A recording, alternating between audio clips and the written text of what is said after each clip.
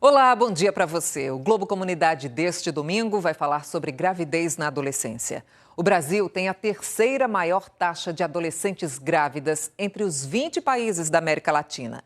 Vamos dar uma olhadinha aqui no mapa? Olha, a cada 1.000 adolescentes brasileiras, 68 ficaram grávidas quando tinham de 15 a 19 anos de idade. O Brasil ficou atrás da Bolívia, com 72, e da Venezuela, com 81. Esses dados foram coletados entre 2010 e 2015 pela OMS, a Organização Mundial de Saúde. No mundo, a média é de 46 nascimentos a cada 1.000 adolescentes. O que acontece com o corpo de uma menina grávida? De que forma os jovens pais devem assumir a responsabilidade de criar um filho? Sobre essas e outras questões, vamos conversar com a ginecologista e obstetra Eveline Catão, a psicóloga Janaína Girão e a coordenadora da ONG Criança Feliz, que trabalha no apoio às mães adolescentes, Delza Ribeiro. Bom dia a todas, obrigada pela participação aqui no Globo Comunidade. Doutora, gostaria de saber da senhora o que é que acontece no corpo de uma menina que acabou de sair da infância, entrou na adolescência e ficou grávida. Bom dia, Meire. Pois bem, durante essa fase de transição da infância para a adolescência, ocorrem várias alterações hormonais e vão culminar com a menstruação. Então, o fato de vir a menstruação, ela adquire a capacidade da fertilidade, de engravidar. Mas não quer dizer que este seja o melhor momento para engravidar. Por quê? Eu estou falando da parte médica, da parte do corpo mesmo feminino. Esse amadurecimento, ele não termina na menstruação, ele vai continuar, né?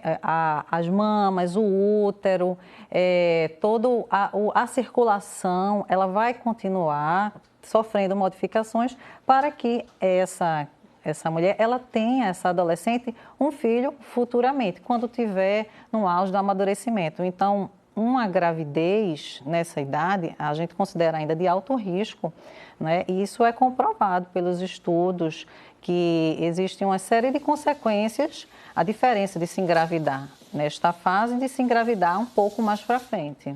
Ô, Janaína, e quais são os principais fatores que fazem com que essas jovens engravidem tão cedo? Pois é, Meire, geralmente a gente percebe que há uma carência afetiva, sabe, nessas adolescentes, né? Às vezes elas percebem, elas levam para a maternidade, né, essa carência, achando que na maternidade elas vão suprir, né? É como se o filho representasse, né, essa carência afetiva na qual ela tem um feito, né? Ela vai ter alguém que ela não vai se sentir tão só.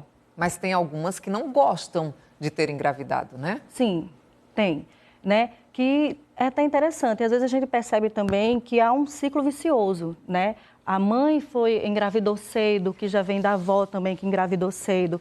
Às vezes por violência, né? A própria violência sexual, né? Às vezes por naturalizar, né? A gente às vezes vê caso que uma adolescente ela engravida com 14 anos, a gente vai conversar com os pais e eles dizem: mas eu engravidei com 12 anos, né? Eles meio que naturalizam isso, sabe? Existem muitos fatores, né, Delza? E como é que a ONG lida com esse assunto? Quais são as histórias que têm chegado para vocês? Olha, Meire, o primeiro momento, quando ela chega na casa, elas chegam revoltadas, elas chegam emocionalmente bastante abaladas, e não é necessariamente a gravidez que está deixando ela nesse estado, e sim a história da vida dela, tá certo? Então, nosso primeiro momento com elas é ouvi-la, tá certo? Para isso, nós temos uma equipe técnica de psicólogo, assistente social, que são da casa e vão ouvir essa menina para tentar entender o que é que está acontecendo com ela e por que ela está no acolhimento. Porque o fato dela estar grávida não é o fato dela não deveria estar no acolhimento, ela deveria estar junto da família dela. Então, ela entra no acolhimento por outros motivos, por ter sido expulsa de casa, por ter sofrido violência, a violência sexual, às vezes, dentro da própria casa. Nós temos histórias assim, muito difíceis, muito complicadas. Doutora, então essas histórias acabam interferindo na gestação, né? Porque é preciso um momento mais tranquilo, né? Quando você está ali com uma vida dentro de você, você precisa ter tranquilidade, você precisa ter os cuidados médicos. Quais são as orientações quando uma adolescente chega com essa história no consultório?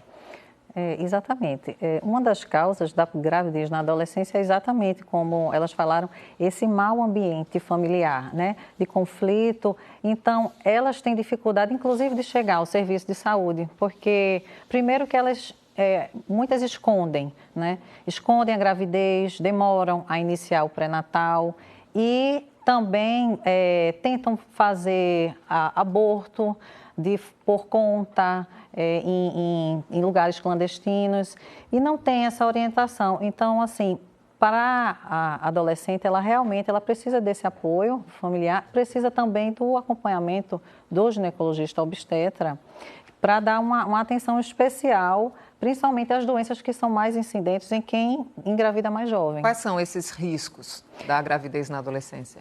Nós temos riscos para a mãe e para o bebê, né? Falando da mãe, uma mãe que engravida mais cedo, uma adolescente, ela tem mais as síndromes hipertensivas, pré-eclâmpsia, eclâmpsia, tem também mais incidência de prematuridade, até para a questão do acomodamento, da acomodação do bebê naquele útero, né? Que apesar de poder gestar, mas ele ainda está em desenvolvimento. Tem mais a rotura do colo do útero, que é por onde tem a passagem do feto, pode acontecer também. Também mais incidência com relação ao bebê de baixo peso, de desnutrição, né? Fora as consequências da prematuridade, né? De infecção, de passar mais tempo ali na UTI, no berçário. Nossa, quantas complicações. Até mesmo a morte, tanto do bebê quanto uma morte materna, porque aumenta o risco de morte materna, uma gravidez na adolescência. Bom, a gente está falando aí das complicações físicas e o impacto psicológico de uma gravidez precoce. Muito complicado, porque a adolescente ela está vivendo um turbilhão de emoções, né? Ela está meio que aprendendo a se conhecer, né? A se colocar. E é um período até de estranhamento. E, de repente, aparece para ela uma criança, né? Na qual ela precisa dar conta, sendo ela ainda criança, né? Ainda está nesse momento de transição, né? E muitas vezes elas não conseguem, né, acolher o bebê bem, né? Tanto é que a gente percebe que elas têm muito medo, que elas são muito inseguras, é difícil a comunicação delas com as crianças, elas não sabem brincar, né? Elas acabam sendo até insensíveis, né, em entender, às vezes, o que é que a criança está precisando. Né? Nossa, que difícil. Delza, vocês têm feito algum estudo, algum acompanhamento de perto para observar o perfil das jovens que chegam até vocês? Existem, assim, características parecidas nos casos que vocês têm atendido? Tem sim, tem sim. Normalmente ele vem gerado no problema da violência familiar. Normalmente, é a violência dentro de casa. Esse é um dos casos mais comuns que nós recebemos. São meninas que, se ela está vivendo na rua, se ela está com vivência de rua, essa vivência de rua foi gerada na violência familiar. A família colocou ela na rua. Então, normalmente, esse é o fato primordial das meninas que estão acolhidas. Nós formatamos, Meire, a nossa casa muito parecida com um lar comum.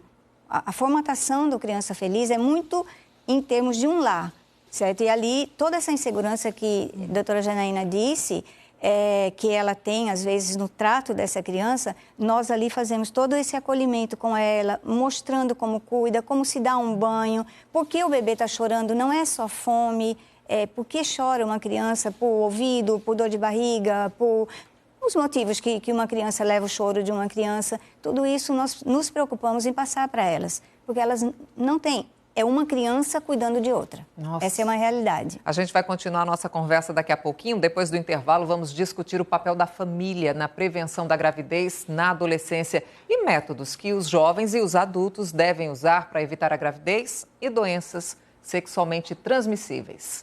Continue com a gente. Até já.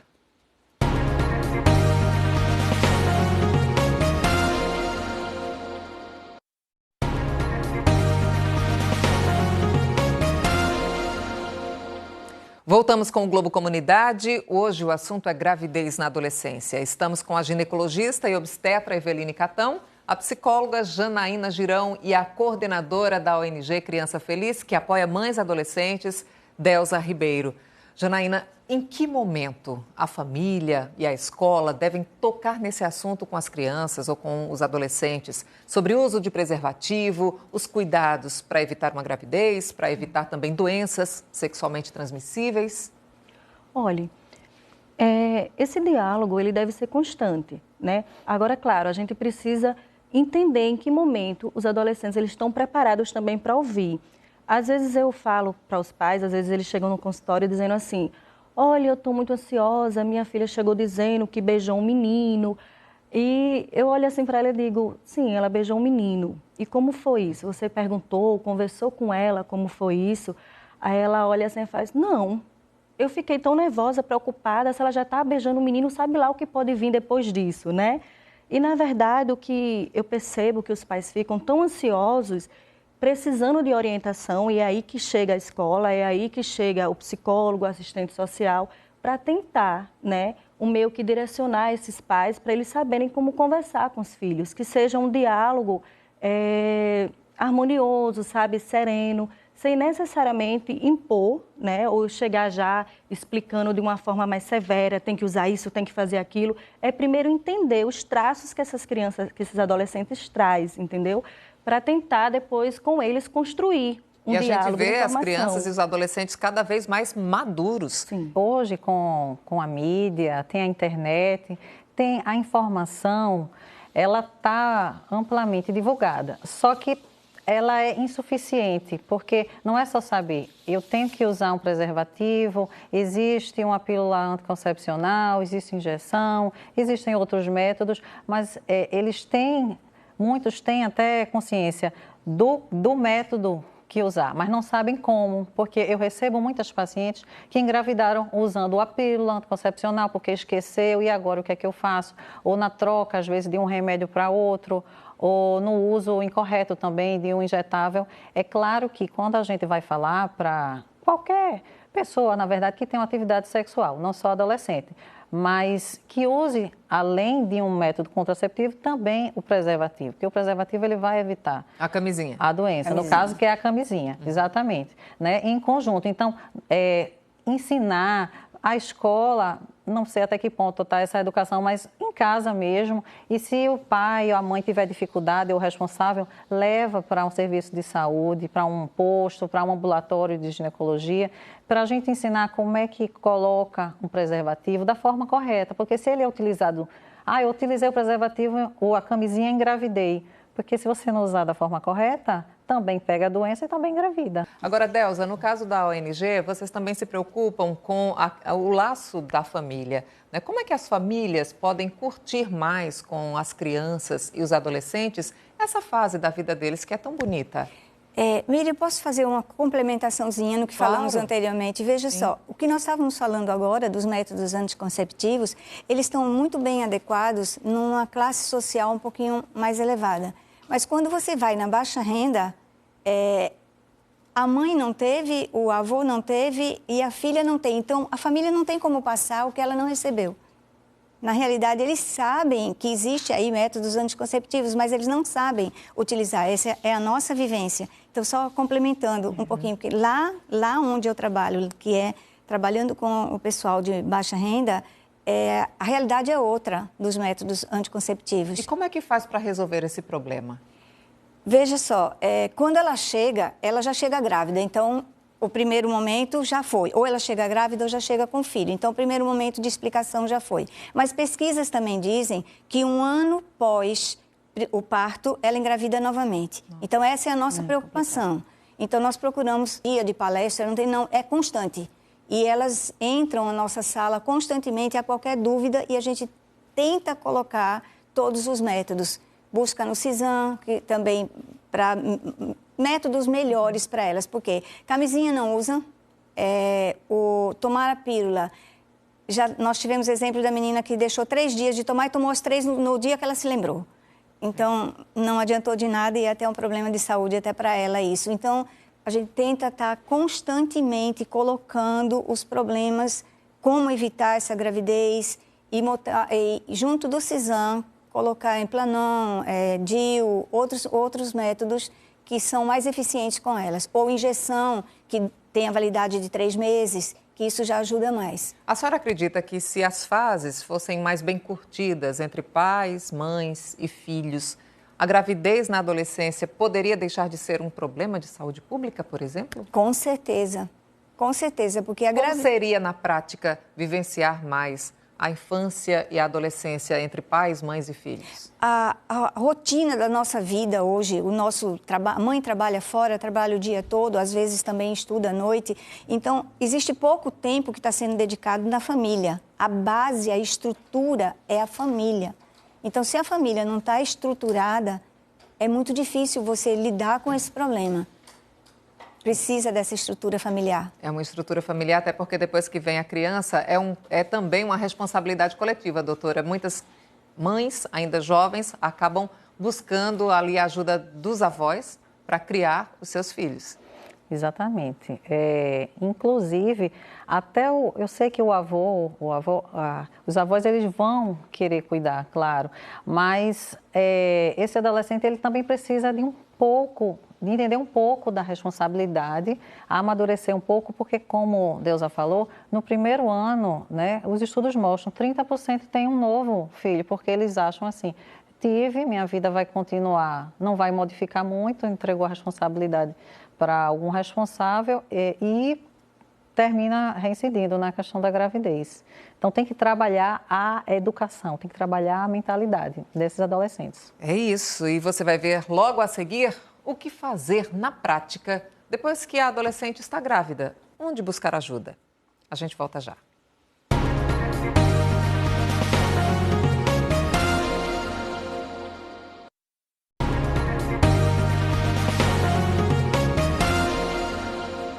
O Globo Comunidade está de volta hoje discutindo as consequências da gravidez na adolescência. Estamos com a ginecologista e obstetra Eveline Catão, a psicóloga Janaína Girão e a coordenadora da ONG Criança Feliz, Deusa Ribeiro. Deusa, como as adolescentes podem ser auxiliadas por vocês, receber o acolhimento da organização? Elas precisam ser encaminhadas pelo Conselho Tutelar ou pelo Juizado da Infância e da Juventude. Sendo dessa forma, a gente faz o acolhimento. Só no Recife? Só Recife. Elas podem ser de outros municípios, desde que chegue com uma ordem judicial. Normalmente é somente para Recife, mas se um juiz de outra localidade mandar uma determinação, nós também acolhemos. Onde é que fica a sede? Fica na Encruzilhada, na rua Augusto Rodrigues, 495, na Encruzilhada. Doutora, adianta a adolescente ir para uma UPA quando ela descobre que está grávida, ou tem um outro caminho para que ela seja acolhida, faça um pré-natal e tenha uma gravidez de alguma forma mais tranquila? A porta de entrada seria uma unidade básica de saúde, que é o posto, né? Ou chamada uma UPinha, não uma UPA, 24 horas, que é um atendimento de urgência. Então, através desse primeiro acolhimento num PSF ou numa UPinha, ela é encaminhada para um serviço de alto risco, né? Por ser uma gravidez na adolescência, é considerada alto risco. Então, temos vários centros, o IMIP, H-Menor, a Maternidade da Encruzilhada, o CISAM e o Hospital da Mulher e outros. Janaína, com esse fenômeno da internet, das redes sociais, né, e o acesso muito rápido, muito fácil de fotos, de bate-papos, né, de conhecimentos, aí, você acredita que isso pode desencadear um maior número de adolescentes que se interessem por esse tema, que fiquem curiosas? Qual a consequência disso? Sim, sim. Como a gente está vendo, assim, como é muito fácil, né, essas informações, é natural que elas recorram, sim, né, a isso para entender melhor, né, ou até para tirar dúvidas, o que é bom e o que não é também ao mesmo tempo, né? Que o interessante seria que elas pudessem verificar essas informações, né, e conversar na família, com os pais, ou conversar na própria escola, né? Esse namoro virtual, ele pode ter algum risco? Sim, com certeza. Pode ter risco, sim, porque ninguém sabe quem é que está do outro lado, muitas vezes não se sabe, né? Às vezes é uma pessoa de maior, né? E às vezes são adolescentes que estão tendo acesso a isso, né? E é bem complicado, sim, para elas. como os pais podem disciplinar esse acesso às informações virtuais, né? Acesso ao celular, acesso ao computador, até na rua mesmo. Qual é o entendimento que vocês têm sobre esse comportamento dos adolescentes e ligando ao tema gravidez na adolescência? Eu digo às vezes que os pais eles precisam ser mais vigilantes, né? Observar, né? Tentar comparecer, estar mais próximo dos filhos para entender, né? Por onde eles estão andando, o que eles estão vendo, né? Até para que eles possam até auxiliar nisso, né? Para que até os adolescentes não se sintam tão perdidos buscando outras informações, né? É preciso, então, buscar a informação certa, né? Até mesmo numa rede social confiável, mas isso sempre com a orientação de um adulto, de uma escola, de um ginecologista, por exemplo? Isso. É um trabalho conjunto, né? Da família com o educador, a escola, é muito importante, e também com o profissional de saúde, né? Não só o ginecologista, né? Tem uma equipe multiprofissional que ela cuida dessa parte, dessa educação sexual para os adolescentes. A gente está falando dessa parte anterior ao nascimento da criança, mas e quando vem a criança, que muda tudo, né? Muda um circuito dentro da casa da pessoa, a relação com o pai, com a mãe, com o filho e também a saúde da criança, doutora. Como é que uma jovem, uma adolescente, ela vai cuidar bem de uma criança nos braços? Ela tem que amamentar, tem que fazer mais o quê?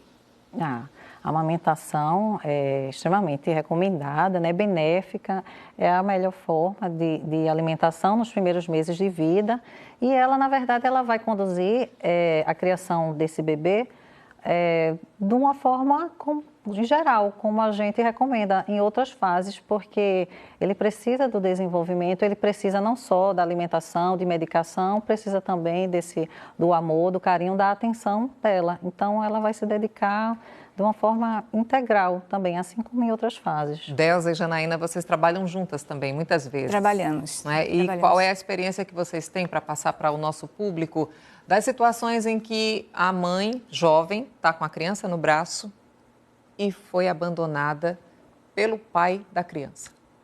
E aí? É bem complicado isso também, né? Porque como elas são adolescentes e não sabem nem direito assim lidar com as próprias ansiedades e angústias delas, elas vão ter que lidar com essa criança agora. Então, a gente tenta orientá-las, né? Às vezes até no amamentar, porque às vezes elas não sabem, né? Nem amamentar a criança, a gente vai tentar orientar no brincar também, né? Eu digo que a fase mais complicada é essa, né? Quando a criança nasce, porque daí é uma criança cuidando de outra e às vezes elas não têm essa instrução, né? E a gente precisa estar acolhendo essas ansiedades, essas angústias dela, para que elas não passem isso para a criança, né? Que não gere uma violência. Pronto, no primeiro momento, Meire, elas precisam ser acompanhadas. 24 horas serem acompanhadas, porque é como Janaína disse, é uma criança cuidando de outra. Ela é uma criança, de verdade. Ela realmente é uma criança. E ela não sabe cuidar, ela não sabe dar um banho, ela não entende por que a criança chora, ela não entende por que ela tem que acordar de instante em instante durante a noite para amamentar. E muitas vezes, num pequeno descuido, ela coloca a criança na cama. E aí as cuidadoras estão ali presentes para estar mostrando o risco que isso acontece. Então, é muito complicado esse primeiro momento com a criança. Ela precisa de muita atenção. Então, o melhor seria que a adolescente vivenciasse a sua adolescência. Exatamente. Deixasse para ser mãe um pouquinho mais para frente. Isso, exatamente. Esse seria o ideal, que ela realmente pudesse ir um pouco mais para frente. Mas aí, essas orientações todas têm que ser um conjunto de família, Estado, escola, amiguinhos, comunidade, para que ela possa verdadeiramente viver a adolescência dela e deixar essa área de ser mãe mais tarde. Bom, ficaram as orientações aqui para todas as famílias. Muito obrigada pela participação de vocês. Um bom domingo. Obrigada. Bom, e assim a gente encerra. O Globo Comunidade está terminando. Obrigada pela companhia. Uma ótima semana a todos.